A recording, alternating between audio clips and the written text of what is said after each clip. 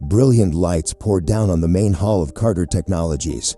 The banquet tables sparkled with wine glasses as hundreds of powerful guests raised their drinks to toast the great leap of artificial intelligence. On stage, just as the host finished their opening remarks, a jarring, off-key sound burst out from the piano. All eyes instantly turned toward it. A small girl, her hair disheveled and her gaze distant, was sitting at the keyboard. Her trembling hands were wildly tapping the ivory keys. Whispers began to ripple across the hall. "What is wrong with that kid? Get her off the stage. She's ruining the whole event." Standing frozen among the crowd below was a man in a black suit. Ethan Carter, the founder of the company. A flicker of panic crossed his face, and shame burned in his chest like wildfire. Because that little girl was Mia, his only daughter. The event manager rushed onto the stage, intending to pull the child away. The atmosphere turned chaotic, a mix of uncomfortable sympathy and growing irritation filling the room. And then, something no one expected happened. From the corner of the stage, Sofia, a janitor in a light blue uniform, her hands still dusted from wiping glass, stepped forward. Everyone assumed she would intervene and take the girl away. But instead, Sofia quietly sat down beside the piano.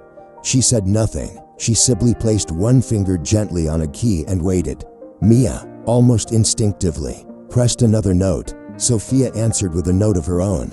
The random sounds began to form a rhythm, a simple melody, yet somehow, it silenced the entire room. The whispers faded. Hundreds of eyes, from wealthy investors to media personnel, were locked on the scene unfolding before them.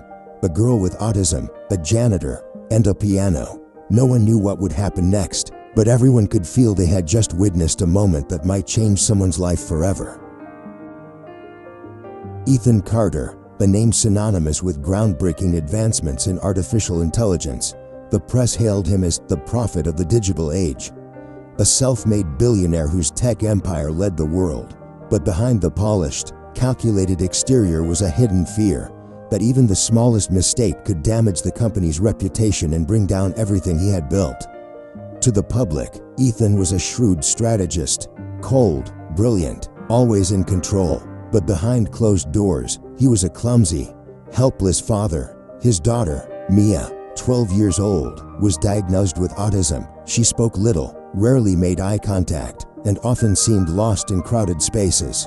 After his wife died in a tragic accident, Ethan threw himself into finding every top doctor and expensive therapist he could, desperately hoping to fix his daughter.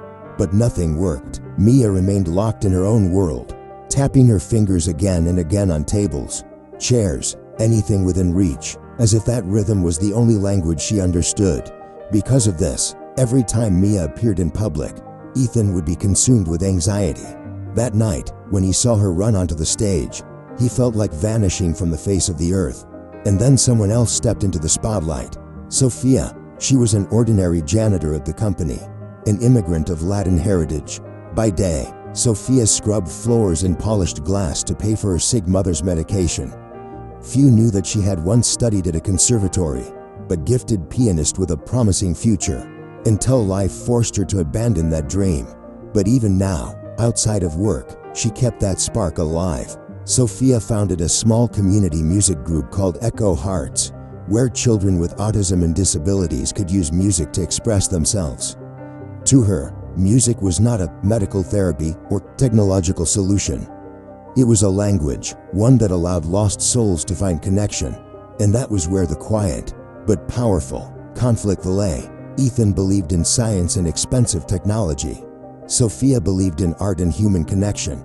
Two opposing beliefs, colliding in the very moment Mia placed her hands on the keys.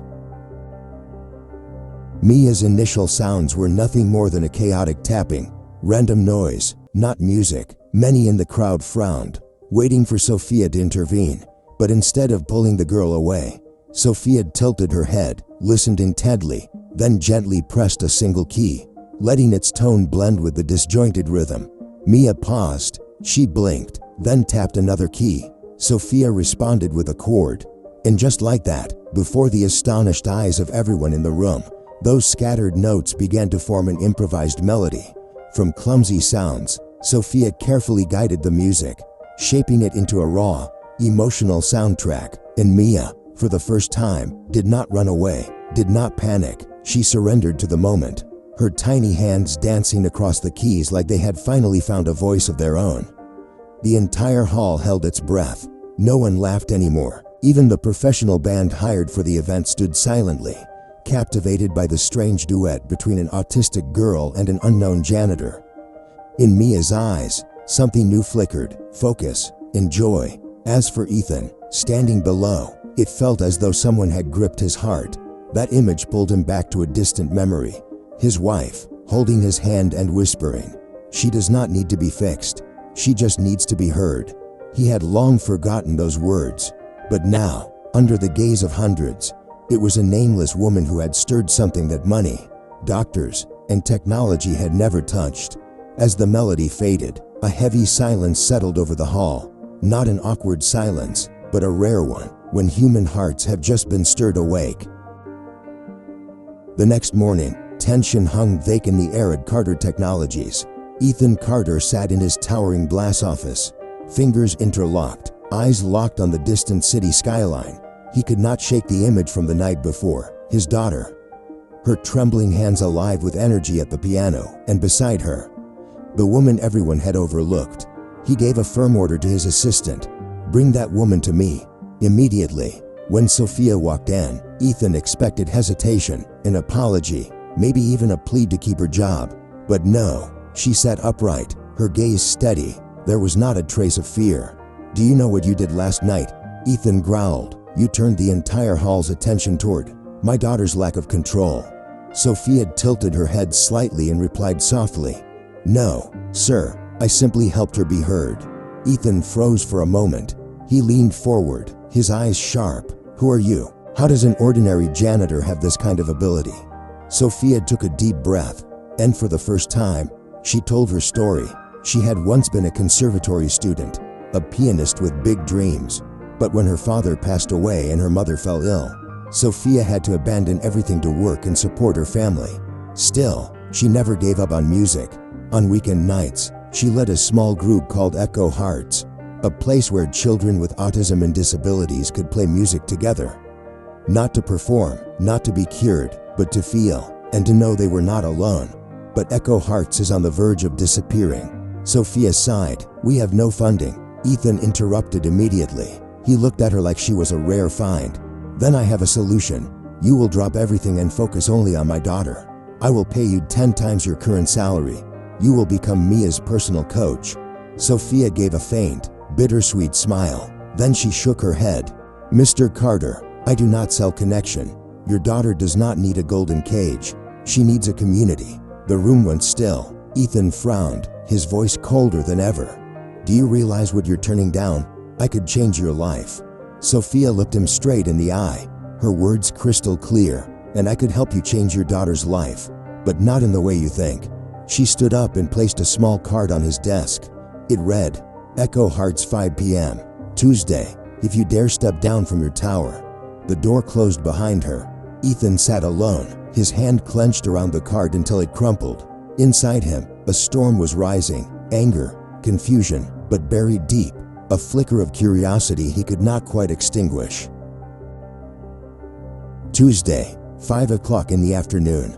Ethan Carter drove his luxury car into a rundown neighborhood on the outskirts of the city. He pulled up in front of an old building, its walls faded and covered in graffiti. A small sign hung above the door, "Echo Hearts." For a moment, he considered turning the car around. His corporation could host conferences at 5-star hotels. Why on earth was he about to walk into a place like this? But then, his eyes met Mia's in the rear seat.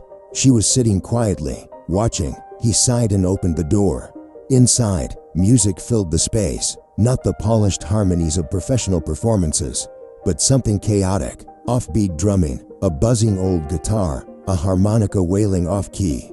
And yet, somehow it all blended into something vibrant, alive. Dozens of children were gathered, some nonverbal, some limping, some smiling blankly. But when the music played, they became one, free, and free from judgment. Ethan stood motionless. He saw Mia walk toward a piano in the corner of the room. No one urged her on. She simply placed her hands on the keys. Sofia gave a small nod of encouragement. And then, something no one could have imagined happened. Mia began to sing. Her voice was unsure, hesitant, but it was singing. For the first time in her life, Ethan's daughter sang in front of others. The room fell into stunned silence. Then slowly, the other children joined in, transforming that moment into a wordless chorus, a language only the heart could understand. Ethan's throat tightened. He turned away, but the tears had already come. In that moment, he understood. Everything he had believed in, doctors, technology, money, had never reached his daughter's world. But with just a community, a simple rhythm, Mia had found her door and opened it. A voice came from behind. Actually, this has been scientifically studied for years. Ethan turned around. It was Professor David Lee, a neuroscientist Ethan had once refused to fund. The professor smiled. When children are free to create music, their brains form new connections on their own. They're not forced into molds. They find their own paths. Just then, the door swung open. A group of reporters stepped in. Word had spread about the program, and they were here to film it. Cameras zoomed in on Ethan, the tech billionaire who had just witnessed his daughter sing alongside society's forgotten children. There was no turning back. The world was watching to see what he would say. Ethan took a deep breath and stepped forward. His voice was firm and clear. Carter Technologies will fund the expansion of Echo Hearts across the country. But let this be known, Sofia and this community will have full control. No corporation, not even mine, will be allowed to turn this into a branding campaign. Applause erupted. Cameras captured the moment a powerful billionaire bowed his head before a humble community. But for Ethan, it was not about making a statement to the world. It was about showing his daughter that he had finally learned how to listen. 1 year later, the name Echo Hearts had spread across the United States. From a tiny activity room, it had grown into a nationwide network of music therapy for thousands of children with autism and disabilities. In every city, chaotic yet vibrant melodies rang out, melodies that blurred the line between normal and different. At the grand opening of a new center in New York, hundreds of parents and children stood together on stage. In the front row, Ethan Carter no longer looked like a cold tech mogul. He sat there, eyes shining with pride, as Mia stepped forward, confidently singing alongside her friends. The melody was far from perfect, but to him, it was the most beautiful sound he had ever heard. Next to him, Sofia stood quietly in her simple dress, staying in the background as if none of this was hers to claim. But to everyone present, she was the pioneer, the silent conductor who had turned helplessness into hope, and silence into song. Ethan had changed. He no longer chased the idea of fixing his daughter through science. He learned to slow down, to listen, and to follow. Now, he understood. True power sometimes lies not in control, but in letting go so that love can move freely. The story ends with a message both simple and powerful. Music does not cure disability, but it can break invisible walls. And sometimes, the most powerful people are the ones who must learn to follow the humble rhythm of a child. If you too believe in the power of small moments to transform a life, subscribe to the channel for more inspiring stories of courage, connection, and the strength of human kindness.